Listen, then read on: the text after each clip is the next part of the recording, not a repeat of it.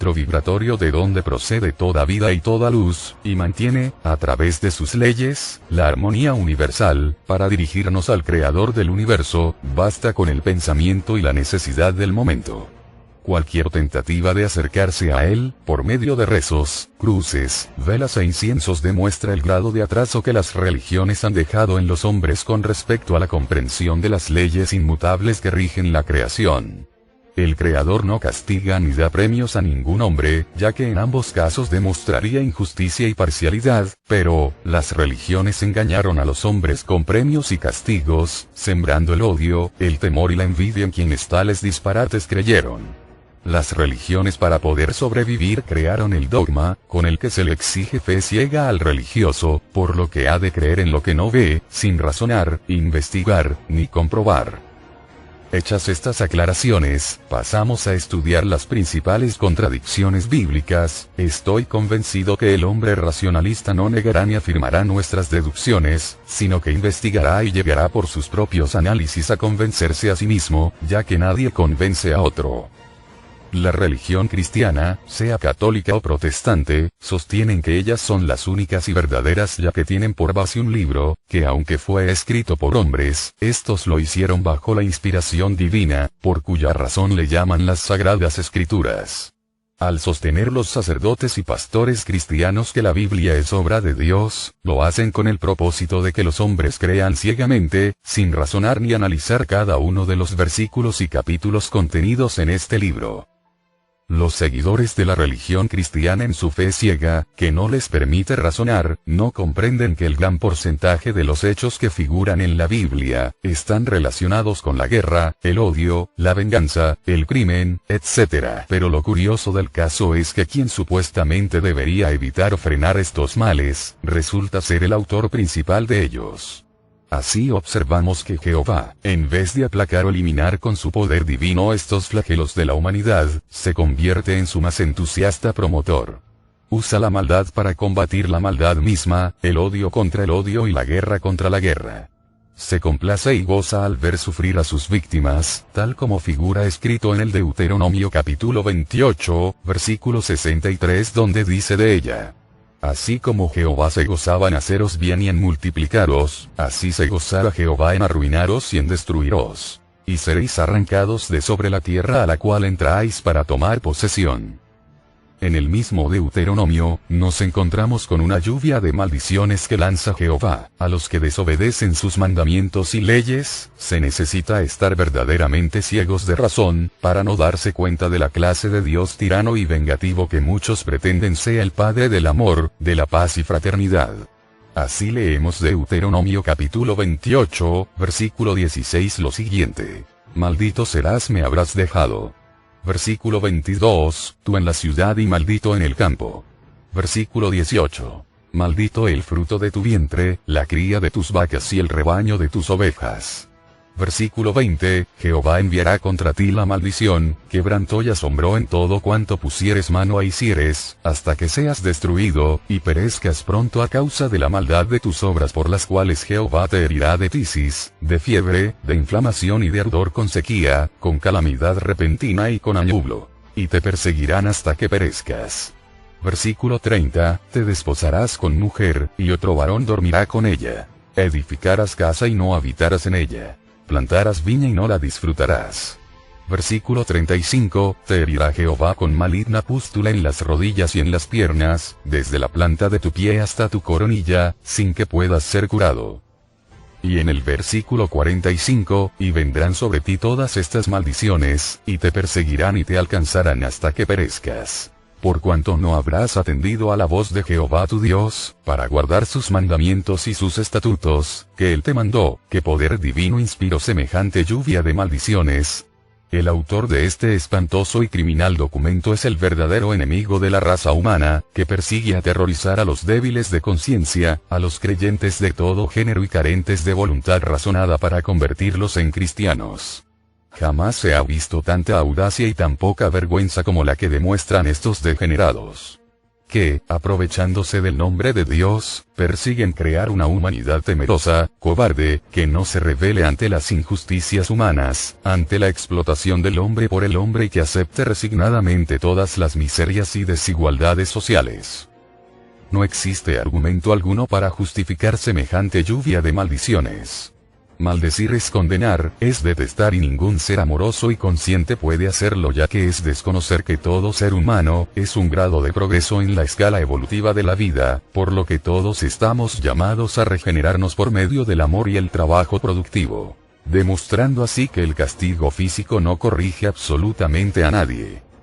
No sabemos qué pensar de un Dios que maldice hasta los niños que se encuentran en el vientre de las madres, tal como acabamos de leer en el Deuteronomio capítulo 28, versículo 18. Por ello dejamos a su libre examen cualquier comentario. En el Génesis capítulo 1, versículos 4, 10, 12, 25 y 31. Observamos a Jehová decir que todas las obras hechas por él, incluyendo al hombre, eran buenas en gran manera. Pero en el capítulo 6, versículo 6, lo vemos renegando de todo lo que hizo. Así leemos: y se arrepintió Jehová de haber hecho hombre en la tierra, y le dolió en su corazón. Analicemos este versículo con detenimiento. Arrepentirse es sentir pesar por haber hecho alguna cosa. Ahora bien, el arrepentimiento pesar que sufrió Jehová fue debido, según lo explican los sacerdotes y pastores cristianos, a las maldades y desobediencias del mismo hombre. En otras palabras, Jehová destruye a los hombres por las malas acciones cometidas por estos. Aquí debemos preguntarnos lo siguiente: siendo Jehová omnisciente, no pudo prever que al darle el libre albedrío a los hombres, estos se volverían malos. Y si ya sabía que los hombres se volverían malos, ¿por qué no los corrigió con tiempo? Jehová no sabe que las cosas no consisten en hacerlas, sino en comprenderlas, ya que según él mismo, hizo mucho y comprendió poco, como queda demostrado en el Génesis capítulo 6, versículo 7. Donde dice categóricamente: raeré de sobre la faz de la tierra a los hombres que he creado, desde el hombre hasta la bestia, y hasta el reptil y las aves del cielo. Pues me arrepiento de haberlos hecho. La verdadera sabiduría consiste en que todo se comprenda antes de hacerlo, es la única forma como no se puede errar ni equivocar. El que dice haré lo que salga, al tomar en sus manos un material y una herramienta, se acusa de ignorante. Pero el que toma la herramienta y el material y dice voy a hacer tal cosa y la hace y explica las leyes a que se sujeta su hazaña, es un maestro en esa disciplina. Jehová asesinó a casi toda la humanidad porque era mala. Hasta los niños recién nacidos eran malos para los ojos de Jehová, por ello los ahogó al igual que a sus madres, inválidos, ancianos, animales domésticos, en fin todo un asesinato en masas que Jehová cometió para supuestamente limpiar al mundo de la maldad de los hombres. Pero, ¿dejó de ser malo el hombre después del diluvio? Rotundamente no. Lo que demuestra que el remedio de Jehová fue peor que la enfermedad. Jehová creyó matar la maldad matando a los hombres. Él no logró entender que solo con la educación, el amor, la fraternidad y sobre todo ejemplos de moral se corrige al hombre y se regenera para ser útil a sí mismo y a los demás. El amor y solo el amor es lo que hace grandes a los hombres. El amor es la única medicina que cura las enfermedades llamadas odio, crimen, venganza, etc. Pero Jehová no parece conocer en absoluto estos principios de regeneración humana y arremete contra ella sin sentir un ápice de compasión. Nosotros sabemos que los encargados de tergiversar la Biblia fueron los que escribieron semejantes falsedades, inspirados en sus instintos criminales. Ellos hacen decir a Jehová frases que nos recuerdan la Alemania de Hitler. Destruyan a los judíos estén donde estén. ¿Cuál es la diferencia entre esta frase y Génesis? Capítulo 6, versículo 13, he decidido al fin de todo ser, porque la tierra está llena de violencia a causa de ellos. Y he aquí que yo los destruiré con la tierra. Ambas frases están llenas de odio a la humanidad. Un odio que nace solo de una mente criminal y enferma, saturada de traumas e intereses mezquinos. Los sacerdotes y pastores cristianos en su afán de dominio, no les importó representar a su Dios adolorido, arrepentido y sobre todo verdugo y criminal de la raza humana. Hoy sabemos que con estas terribles amenazas y acciones, los sacerdotes y pastores cristianos, lograron ganar proselitos que llenaron aún más sus bóvedas repletas del dios oro, máximo fin de toda religión. Por lo del asesinato de la humanidad con el diluvio, parece ser que Jehová sintió cierto arrepentimiento a pesar de ver tantos muertos flotando en las aguas, que decidió nunca más volver a matar a nadie. Así lo leemos en el Génesis, capítulo 8, versículo 21. No volveré más a maldecir la tierra por causa del hombre. Porque el intento del corazón del hombre es malo desde su juventud. Ni volveré más a destruir todo ser viviente, como he hecho. Aplaudimos con sinceridad este versículo que aparenta traer una esperanza de vida a la humanidad. La esperanza es lo último que se pierde, dice un refrán popular. Pues bien, la esperanza de no sufrir otra rabieta de Jehová duró 11 capítulos del Génesis, ya que en el capítulo 19, versículos 24 y 25 rompe su promesa y dice: Entonces Jehová hizo llover sobre Sodoma y sobre Gomorra azufre y fuego de parte de Jehová desde los cielos. Y destruyó las ciudades, y toda aquella llanura, con todos los moradores de aquellas ciudades y el fruto de la tierra. ¿Se puede creer en un Dios que rompe sus promesas? El Dios cristiano es un personaje terrible, que como hemos visto, anda continuamente disgustado con los hombres que él mismo ha creado. Lo cual no deja de ser chistoso, porque pudiendo hacerlos buenos a todos y evitarse tantos disgustos, prefiere que sean malos con objeto sin duda de tener el gusto de castigarlos, como queda demostrado en la Biblia. Donde unas veces ahoga a la humanidad por medio de un supuesto diluvio, Génesis capítulo 7, versículos 11 y 12, otras hace llover fuego abrasando ciudades con todos sus habitantes. Génesis capítulo 19, versículos 24 y 25, tan pronto tira peñascos desde el cielo aplastando a las gentes. Josué capítulo 10, versículo 11, pero donde llega al colmo de la maldad, es cuando pretende castigar las faltas de los padres, en los hijos hasta en la cuarta generación, como si los tataranietos tuvieran culpa de lo que hicieron los tatarabuelos. Esa perlita la pueden leer en Éxodo capítulo 20, versículo 5. Así se la pasa Jehová en todo el Viejo Testamento, cometiendo mil injusticias y crueldades por el estilo para tratar de gobernar por medio del terror, la matanza y el exterminio. Demostrando ser un Dios sanguinario que goza en imponer todo a sangre y fuego, haciendo perecer a justos y pecadores. La religión cristiana sostenía que no era la tierra la que giraba alrededor del sol, sino el sol alrededor de la tierra. Para ello mostraban la Biblia en Josué capítulo 10, versículos 12 y 13, donde dice: Sol, detente en Gabaón, y tu luna, en el valle de Ajalón. Y el sol se detuvo y la luna se paró, hasta que la gente se hubo vengado de sus enemigos. ¿No está escrito esto en el libro de Jacer? Y el sol se paró en medio del cielo, y no se apresuró a ponerse casi un día entero.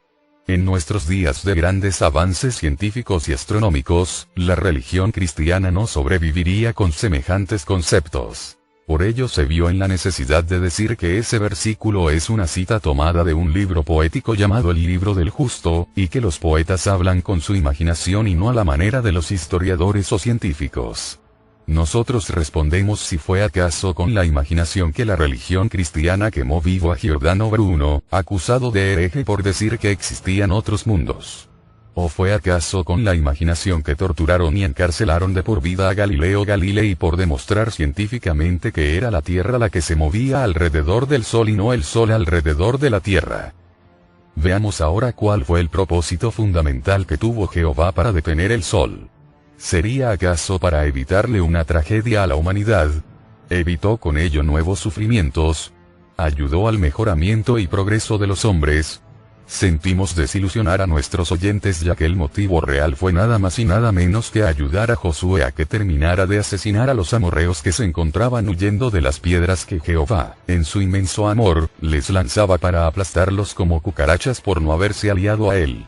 Jehová no solamente asesinó a los amorreos, también asesinó a todos los habitantes de Maceda, Libna, Laquis, Geser, Eglón, Hebrón, Debir, Negev, Cades Barnea, Gaza, Gosen. Leer a Josué desde el capítulo 10 hasta el capítulo 12.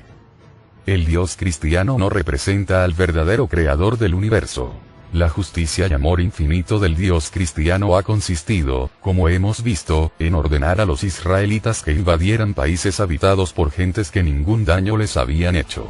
Los israelitas se lanzan sobre aquellos pueblos, y por orden expresa de su Dios eterno, degollan hombres, mujeres y niños por millones, con el solo objeto de apoderarse de sus tierras, como si no hubiera sitio para ellos en todo el mundo que entonces se hallaba medio despoblado.